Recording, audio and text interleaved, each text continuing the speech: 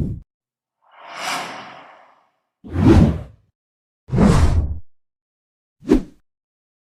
a substitute speaker for Dr. Dhal, I am here. Basically looking at what you want in an exam. The examiner expects something from you. So what is it that the examiner expects? Usually it's a long case. And the ideal examination is when the examiner does not get up from his chair. He keeps sitting and he doesn't ask questions. And at the end of it, okay, what is your diagnosis? Straight goes smooth sailing. You should be such a good storyteller in the history examination, going sequentially. Every detail is given and then you move on to your examination. If the examiner gets up to double check something you are saying, then be aware. Then you are making a mistake somewhere. Or it's possible the examiner just wants to drill you for maybe giving you a distinction or something. But then it's possible that you have to be very clear on your examination process. You might think that the examiner is not focused, but the examiner is usually watching very carefully from the corner of his eye what you're doing. He sees what you have not done and then will grill you on that also. So you have to be very smart on this. So systematic examination is the key to a good presentation. History, examination, diagnosis. In a hip case, remember the diagnosis has two parts. The anatomical diagnosis, the pathological diagnosis. Both have to be spelled out by you. So whenever you present the anatomical diagnosis as well as the pathological diagnosis. And you have to write down this in your exam sheet, followed by what is the management that you are planning. There may be cases where it's a straightforward case of, post-septic Tom-Smith arthritis, septic sequelae. And there is no differential diagnosis. But the examiner will ask you, yes, what is the differential diagnosis? Please don't get into the trap of giving differential diagnosis then. If there is a such, it seems to be a straightforward case of post-septic Tom-Smith arthritis with grossly unstable leg. There is no differential in this. So you can say that, be confident about it. And the investigation, then treatment. Just because the examiner is asking, and what else you do, you don't have to say MRI in all cases. Like in this case, there is no indication of getting an MRI in this case. So in the hip case also, be very clear why you want an investigation, and you should have your reasoning clear. So good storytelling is the important part.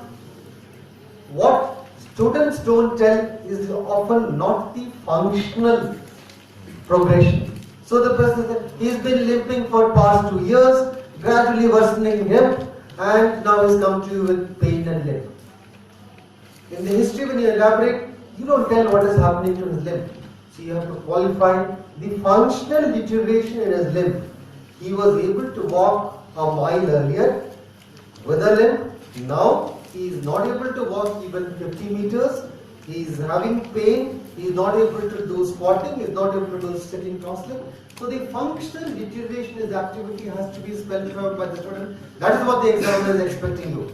So while you are saying onset and progression, but the functional deterioration in terms of how is it limiting his day-to-day activities have to be spelled out by you. Again, in the key points, elaborate. Inflammatory arthritis, pain is always worse in the morning. Osteoarthrosis, degenerative arthritis, pain is worse in the activity-related movements and end of the day. Again, a lot of patients will come to you with a history of trauma. They want to attribute that particular event to a traumatic event. It may have nothing to do with trauma. So the patient said, Dr. Saab, चोट लगी थी, and then you have to probe क्या हुआ था उसके बाद चले थे. Immediately उठ के चले थे, फिर क्या हुआ? 3 हफ्ते बाद दर्द हुआ. Territory where the trauma is unrelated. Significant trauma, he is incapacitated, he has to be carried, he is to be hospitalized, or whatever has to be spelled out and brought out. Is it significant or it is insignificant? That's an important part of your examination. And in the examination, the systematic approach to examination is start with the gate. I'll tell you what happens is, a lot of students like to put the gate in the end because they're not so confident about the gate evaluation. So they think, why land in a problem in the beginning, give it in the end. But what happens is, by the time you reach the end, you're so tense, the examiner is a little in between, you tense, you forget to mention about it. No, you didn't talk about gait. Oh, sorry, sir, I forgot. So it's best to start, get your confidence in gait first by describing in presenting cases, and the beginning itself you give an impression that you know your hip examination well because you know the gait examination. And the examination in the standing position, in the sitting position, and in the sitting, squatting and cross leg have to be differentiated. A lot of students, when I ask them, can you squat? Yes, can you sit cross leg? Can you squat? Ask them to squat. They'll demonstrate sitting cross leg. Squatting is sitting on your haunches like that. To be able to squat means the patient can fully flex the hip, fully flex the knee, and dorsiflex the ankle. Restriction of dorsiflexion of the ankle can also cause restriction of the squatting ability. So full flexion of the hip, full flexion of the knee, and dorsiflexion of the ankle is what is required for your squatting. Sitting cross-legged, on the other hand, checks for flexion, abduction, external rotation of the hip. So if there is an internal rotation deformity, and then you say, sir, patient can sit cross-legged, you're contradicting yourself. So your findings have to be linked in a manner that they are rational. So examination, gait, walking, standing, front, side and back, and unilateral examination from the side, examination from the side, it has to go seamlessly. Looking at, don't keep repeating things. From the side you see the scar, from the back you see the scar, no. You seamlessly describe the whole thing. And then examination in the supine position, and lastly examination in the prone position. So you complete it in a systematic manner, one by one. And one by one is look, feel, move and measure. In that sequence, your description should be what you are seeing, and then palpation, feel, and then check for movements. Active movements first, then passive movements. Why? Active movement sets the limits for the patient's range of movement, number one, whether it is painful or painless, number two.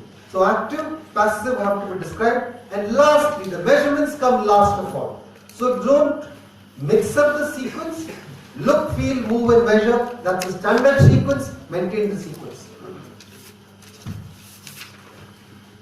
Again, the attitude of the limb have to be described. We start off the examination, patient is lying comfortably.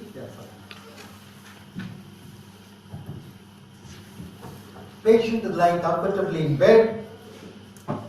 You move from above down. Lumbar lordosis is exaggerated. ASIS is at different levels. Hip seems to be flexed. Knee is flexed. Limb is externally rotated or internally rotated as the case may be. The patella at a higher level, middle belly at a higher level, and foot is deformed or not deformed.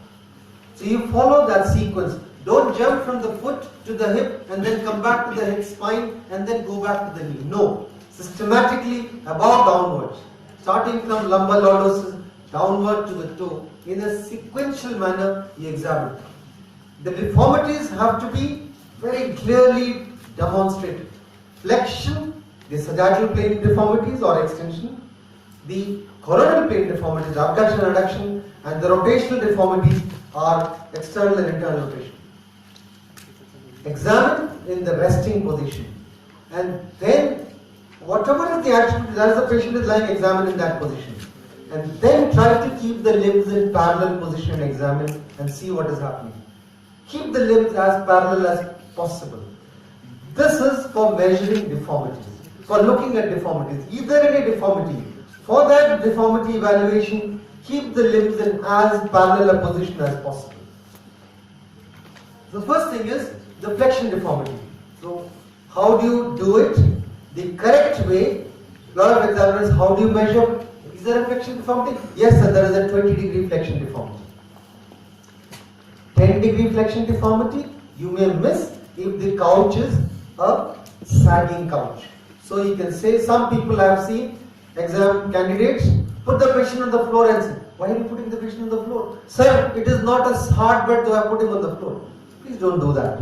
You can qualify your statement. Gross evaluation can be done on the bed itself, and you can say, sir, this patient has got a flexion deformity and there is a slight sagging in the bed, so there could be an error of measurement there, but you're not going to put the patient on the floor.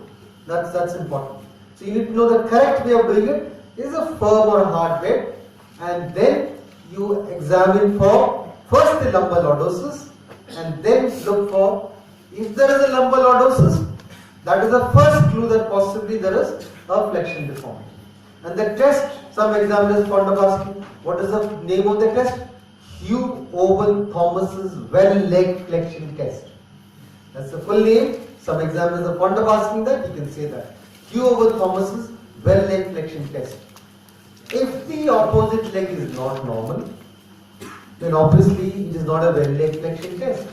So there is a different way of doing it, which is not very different from the well leg flexion test. So what do you see? How do you know that the lumbar lordosis is exaggerated? You look at it and you have to get down to the level of the lumbar spine. Bend down and see, is it exaggerated? Can you see the light from the other side? Come to the level and then check. You should be able to see the light on the other side. And then obliterate the lumbar lordosis by flexing the normal side. The normal side is flexed. When you flex the normal side, you will over tilt the pelvis. So you may have an exaggeration of the flexion deformity that you have measured, and therefore you then push the affected leg down while you keep your hand palm facing up beneath the lumbar lordosis area to see is the lordosis coming back or not. Why not palm facing down? This is given in Hamilton Bailey. Actually the palm is flat, the dorsum is convex. So the correct way is palm facing up. Try to see is there a lordosis coming up or not.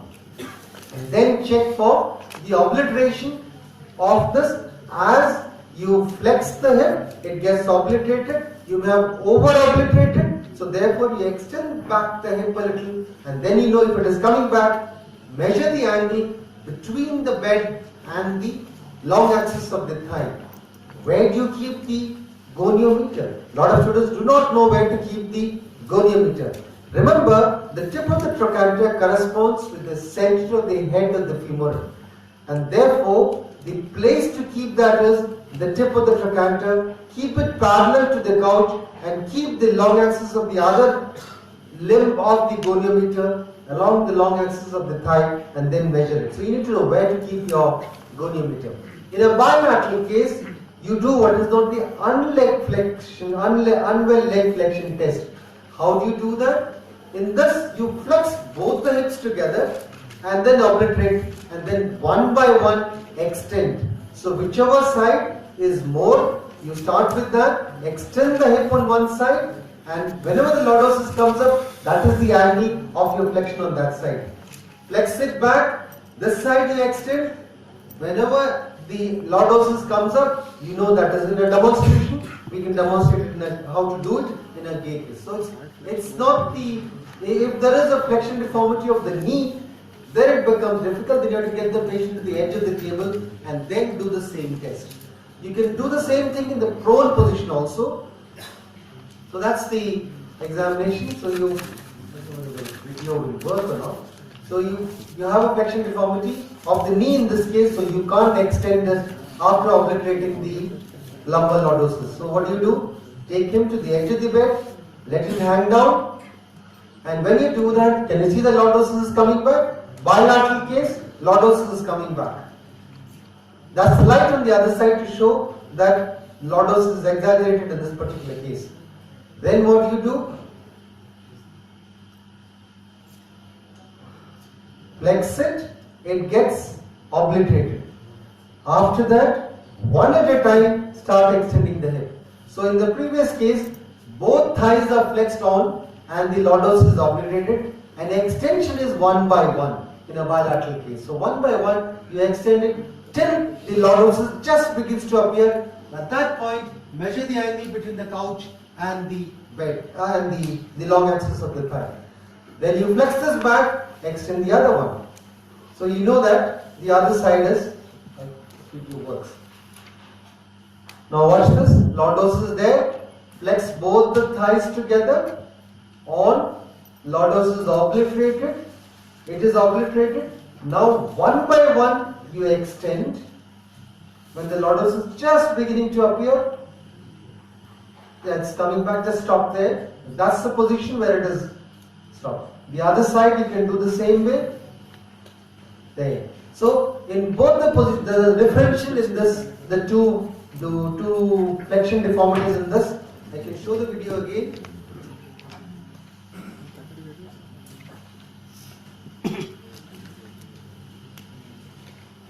Flex both the thighs together. Lordosis is obliterated completely.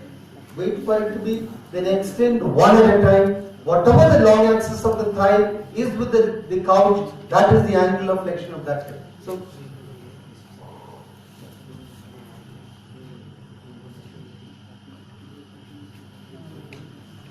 So this hip is more flexed than that hip.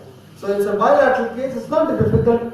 Just like the well leg flexion test, you do the unwell leg flexion test. Nobody calls it unwell leg flexion test, but it's done in the same way. There's no other difference. So you can get the patient prone and do the same test again. Again, watch this. I hope the video works. So it's working.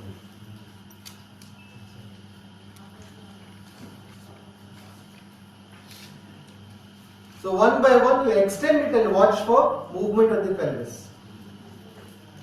Okay. Can you see that? The lordosis was exaggerated. You flex both the hips. The lordosis is one by one, you extend it. The pelvis is beginning to move there. So you stabilize this. Pelvis is. Do it again. The other side. Extend there. There the pelvis is moving now. The pelvis is moving. You're overdoing it now. So you have to make sure that you don't overdo it.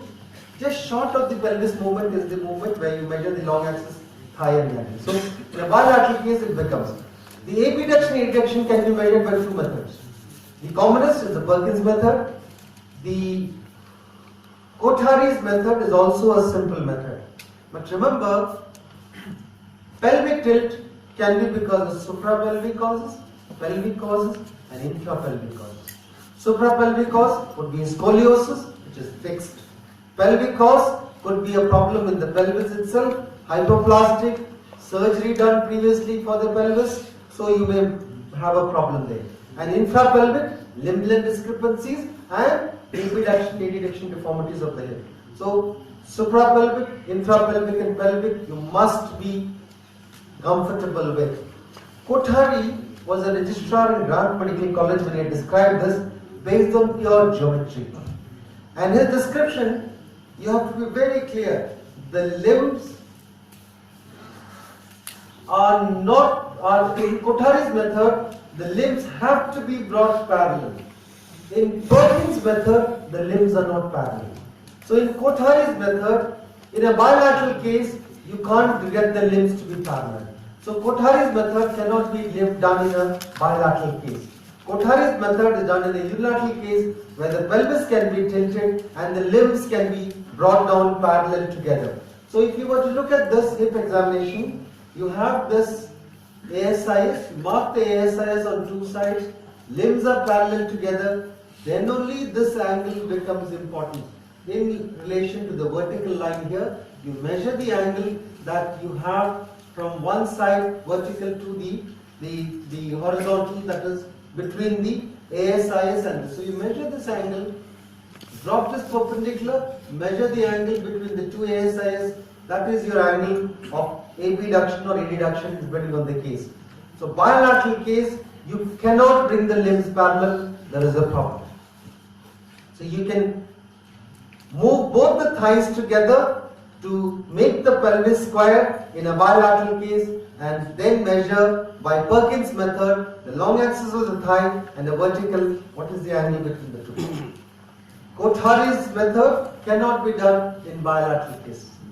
So abduction, adduction, please remember ASIS levels are critical, you need to check for this. Again, you need to correlate this with the limb length discrepancy in a patient. So if there is a short leg and ASIS is down, the apparent shortening that is there or apparent lengthening will be there. You have to correlate with the final finding. So please remember to do that properly. So we'll demonstrate in a case. This was actually done I'll skip this slide. This is done to show you how the pelvis tilts. So please remember, scoliosis, suprapelvic tilt, pelvic anomalies, pelvic tilt, infrapelvic is the tilt which you normally see in a hip case.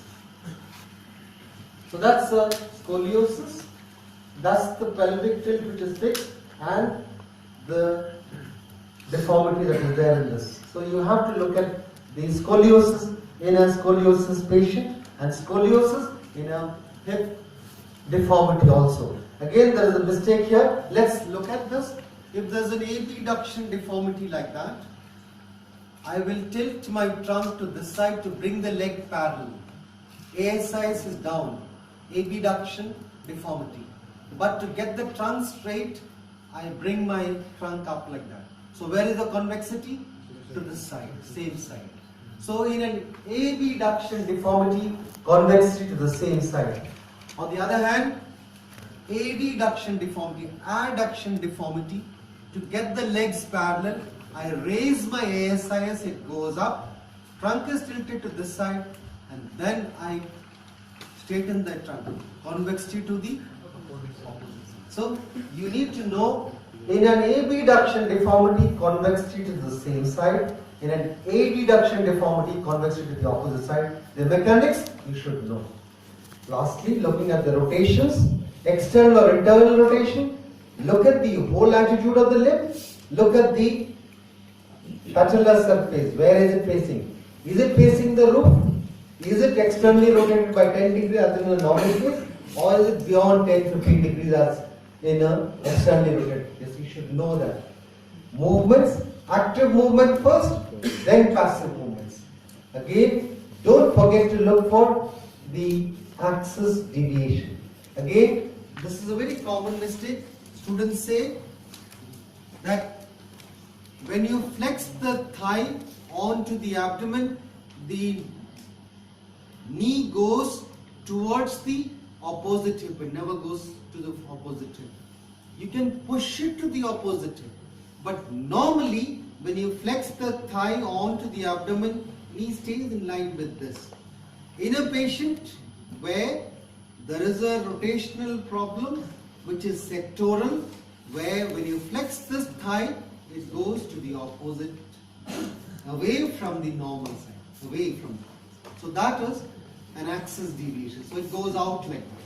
So you need to know what are the implications of an axis deviation. When does axis deviation happen? Axis deviation is indicative of a sectoral defect in the femoral head. That's the first thing that you know. It can also happen if a patient has got an external rotation deformity.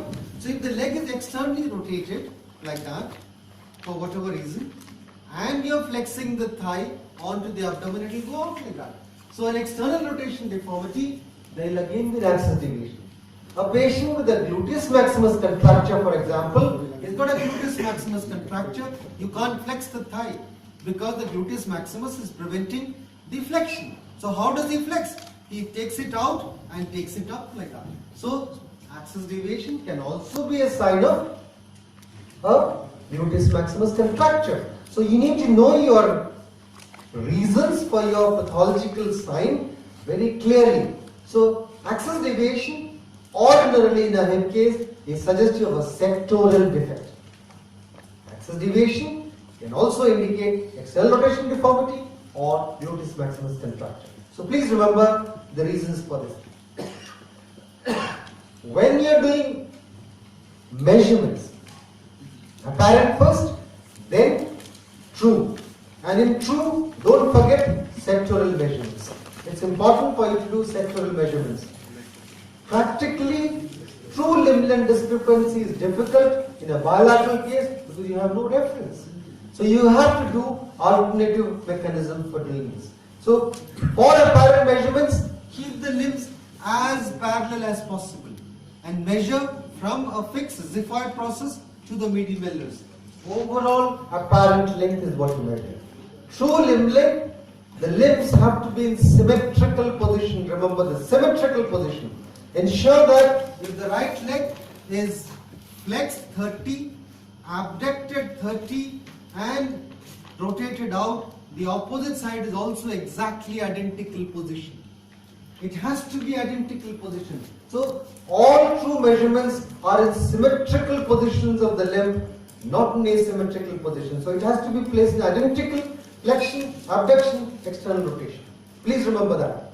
In bilateral cases, which is supratrochanteric shortening if you are suspecting, then you have no way of knowing because you can't keep them in symmetrical position. So that is the practical difficulty. You have no other measurements possible.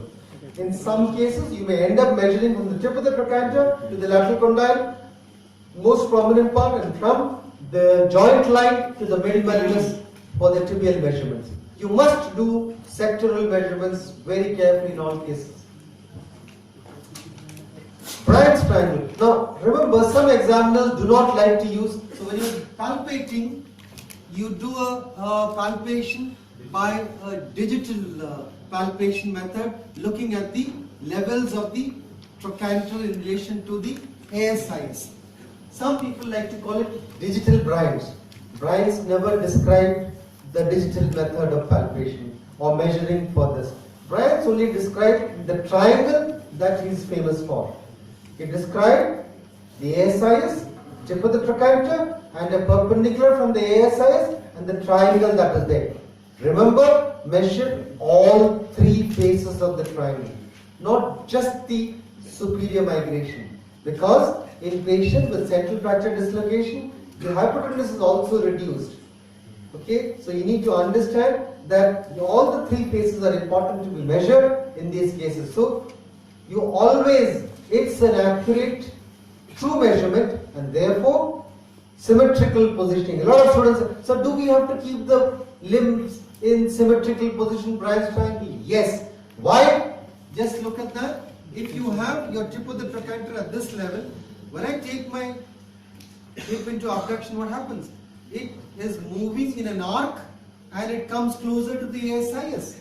It is moving in an arc around that ASIS and therefore it comes closer to the ASIS. So both limbs have to be symmetrically placed for doing a Bryant's triangle measurement. And all three limbs of the triangle have to be measured. And Bryant's triangle gives you a clue to the supratrochanteric shortening in a case. Okay? Mark the ASIS, mark the greater trochanter, drop the perpendicular, and measure the distance from the trochanter to the perpendicular. Not reliable for bilateral cases. You will miss symmetrical bilateral cases, supratrochanteric shortening if you do Bryant's triangle. Both sides, 2 centimeter shortening, symmetrical coxa vara, you will say Bryant's triangle is symmetrical, there is no shortening, sir. No, you would have missed it. So then, the Bryant's triangle becomes unreliable as a test for supratrochanteric shortening. There is supratrochanteric shortening because of bilateral symmetrical coxa vara, but when you use Bryant's triangle, it looks equal on both sides. So then what do? Then the only sign left is Neletin's line. Neletin's line is the only reliable measure for a bilateral symmetrical supratrochanteric shortening. And there you have to know how to do it. So this is very important. So useful in bilateral coxa vara. The described technique is, the original description was Rosa Neletin's line. It describes this way back. It's not a trustworthy guide when there is an abduction or adduction deformity. But the correct way of describing, of doing this test is hip flex to 90 degrees. So some students say, sir, we couldn't flex the hip to 90 degrees, we didn't do it. No. Keep both the limbs in the same degree of flexion and then measure the Rosa Neletin's line. So how do you do? Ischial tuberosity, ASIS. A lot of students don't know how to mark the surface anatomy of the ischial tuberosity. So you look up Gray's anatomy. Gray's anatomy is very clear. Surface landmark for ischial tuberosity is 5 cm from the midline, lateral to the midline, and 5 cm above the gluteal fold. With the patient lying comfortably supine, mark the midline as the natal cleft. 5 cm lateral to that. At the level of the gluteal fold, 5 cm above. That is the surface landmark for ischial tuberosity, which you use for Neletin's line. So use that, use the tip of the trochanter with the thigh flexed 90 degree if it is possible, lesser but symmetrical on both sides, and measure the Rosa Neletin's line. How far higher it is? Normally It is at the level of the tip of the trochanter. If there is supratrochanter shortening, the tip of the trochanter goes higher. Okay, at or just below the tip of the trochanter in a normal case. If there is supratrochanter shortening, it goes higher. You need to know how to do the Rosa dilatans line. That's the correct way in a person in whom you can flex to 90 degrees. You may not have the ability to flex to 90 degrees in a given case. So you need to know how to do it in a given case. Both sides you need to measure, and that will tell you. Again, the special tests are very important. The Trendelenburg test is a very important test to tell you whether the hip is stable or unstable. Now there are three things that are described. The Trendelenburg test, the delayed Trendelenburg test is part of the Trendelenburg test, the Trendelenburg gait, and the assisted Trendelenburg test. So all four components are important for evaluation of the hip joint.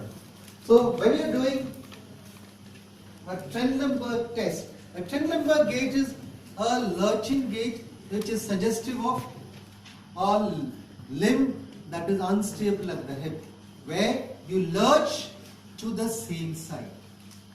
In an antalgic gait, where do you lurch? Same side again. What is the difference? The stance stays short. So in a Trendelenburg gait, you will lurch to the same side. In an antalgic gait also you lurch to the same side. The stance space would be significantly shortened because of pain. So the difference in the two is basically the stance space reduction. When you're looking for a Trendelenburg sign, you're looking at the demonstration of the sign with the patient standing one-legged at a time. So what are the preconditions for the persons to demonstrate the Trendelenburg sign? The patient should be able to stand on one leg stance for at least 30 seconds. Because when he is able to stand for 30 seconds, only then are you able to do the test. Patient stands comfortably for 30 seconds on one leg stance. Number two, any limb length discrepancy must be compensated by blocks beneath the foot. So again, this is very clearly given in Hamilton-Bailey. Correct limb length discrepancy when you are doing a Trendelenburg sign. Otherwise, the pelvis will go up and down because your limb length discrepancy. So correct limb length, place blocks to prevent that movement of the pelvis up and down. So the ability to stand for 30 seconds on one leg, correct limb length discrepancy second, come to the level of the gluteal fold or the ASIS from front or back, whatever you are doing. Your eye has to be at the same level. Ask him to stand first on the normal side and then on the affected side. See the dip in the pelvis.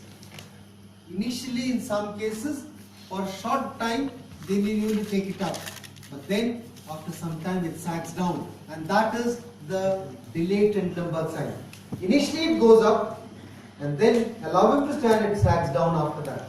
So the pelvis on the unsupported side has to sag down in a case of Trendelenburg sign positive. So when you say the test is positive, the person, the sagging of the unsupported side has to happen. That's the Trendelenburg sign positive. So remember how to do the Trendelenburg test. So if the person cannot stand sufficiently long enough, or the patient has a limb length discrepancy, or the patient has an ambidextrous or adduction deformity. Again, some examiners get very upset if you don't do the Trendelenburg test because there is an abduction or adduction deformity. You should know why should you suffer because of that. I have seen it actually happening in the exam. The faculty does not agree upon the test to be done or not to be done. Some students say, sir, I didn't do it because of abduction deformity. Examiner really, throws a tantrum. Why did you do it? You can do it, but you should know the interpretation. I'll just explain for the sake of clarity. I'll take 5 minutes on this and explain for the sake of clarity why it is affected by abduction or adduction deformity. When you are standing, I am standing with an abduction deformity on the right side, limb is abducted. When I bring the leg down, the ASIS is down. Right hip, right TB hip, synovitis stage, abduction deformity, ASIS is lower. I stand on my normal side. The ASIS is lower on this side. When I stand on this side, I have normal abductors on this side. They'll take it up, but maybe they can't take it up to compensate for the drop in the ASIS. So what happens? It appears as if the ASIS on this side is lower. Let's look at the affected side standing. ASIS is lower, legs are parallel, and I am standing on the affected side. What is happening? ASIS on this is higher. So when I raise this normal leg, ASIS is still higher because this leg, if there is an abduction deformity, cannot adduct. So if there is an abduction deformity and you are saying abduction deformity, that hip cannot adduct. If there is an adduction deformity, that hip cannot abduct. So an abduction deformity, that hip cannot adduct. So if it cannot adduct, it cannot go down. If it cannot go down, there is a false negative Trendelenburg sign. So you must know the interpretation. So you don't have to argue with the examiner. If you see that the examiner wants you to do it, sir, on attempted Trendelenburg test, the ASIS on this side is higher. When he's standing on the unsupported side, on the affected side, and it doesn't sag down. What is it? Sir, there is a tilt in the pelvis, and therefore the interpretation is like that. That's all that you need to say. Reverse. Adduction deformity, ASIS adducted to bring the legs parallel, ASIS goes up when he's standing like that, and when he's standing on the unaffected leg, this is lower, this is higher. Unaffected leg, anyway it is higher in the resting position, it remains higher. It may go down a little bit, that's all. When he's standing on this side, again this is tilted. It cannot abduct because for this to go further, if there is further adduction possible, it may go further down. If there is no further adduction possible, it may remain down like that. So again, you have a persistent adducted limb and therefore a persistent lower ASIS. So you should know the interpretation of Trendelenburg test. Lastly, I hope all of you understood this method. The assisted Trendelenburg test. I need a volunteer for this. Can somebody come to me?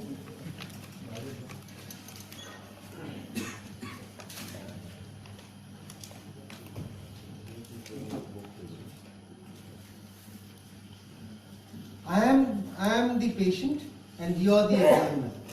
Okay, so the examiner stands with his palm facing up like that. The patient stands with his palm facing down like that. Right TB hip, right hip is painful, or right hip is the Trendelenburg test that is painful. Trendelenburg test that is positive. I am standing like this. Unaffected side, when I stand up, nothing happens. When I stand on the affected side, I immediately push on the opposite palm of the examiner down. That's the assisted Trendelenburg test. So you're testing in a person who cannot stand for 30 seconds on a single-legged stance. You do the assisted test by doing this. Examiner stands with the palm facing up. The candidate stands, the patient stands with the palm facing down, resting on this, first on the unaffected side standing, then on the affected side. Can you see that? It pushes down on the opposite side. So that's your assisted Trendelenburg test. I hope I have made myself clear on this. Lastly, don't forget to demonstrate telescopy. You have to demonstrate telescopy. We will demonstrate in a case. I hope there is a case where you can demonstrate.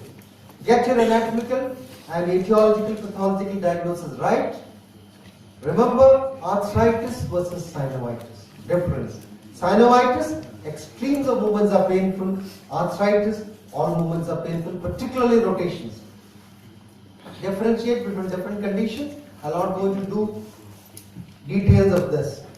Please, even if somebody is willing to show you the x-rays, don't look at the x-rays. Because if you look at the x-rays, you try to cook your findings to the x-rays. Don't look at the x-rays ever. The examiner can make out if the candidate has seen the x-ray. Because he always says something. You always try to fudge, you always try to fit something into it. So I'll stop here. For example, but I think we'll do it in the